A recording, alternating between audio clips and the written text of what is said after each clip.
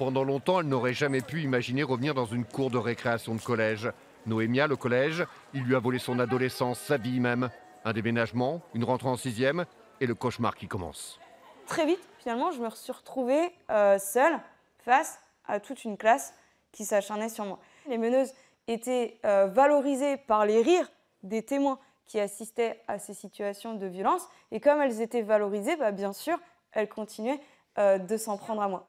Deux filles donc qui se transforment en tortionnaires et le reste de la classe qui au mieux ne réagit pas plus que le corps enseignant malgré un appel au secours, ou la famille à qui Noémia, honteuse, ne révèle rien.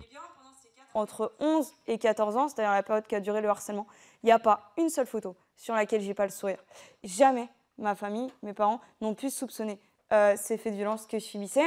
À force de subir ces faits de violence, eh bien, je finis par penser que j'ai une part de responsabilité dans cette situation. Alors que je suis 100% victime, je commence à me sentir coupable.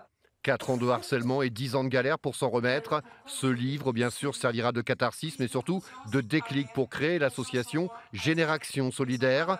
Et tous les ans, depuis, Noémia témoigne devant 10 à 15 000 élèves en France.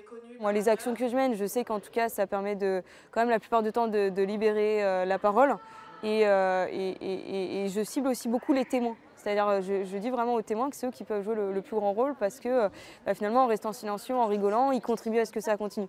Alors qu'à un moment donné, s'ils peuvent jouer le rôle d'alerter l'adulte, ça peut permettre de rien qu'en soi, stopper ces situations de harcèlement. Le lycée Fénelon de La Rochelle a engagé ce travail pédagogique depuis 5 ans. Et comme à chaque intervention de Noémia, dans les semaines à venir, très probablement, des élèves, victimes ou témoins, viendront peut-être signaler aux adultes de l'établissement des cas ou soupçons de harcèlement.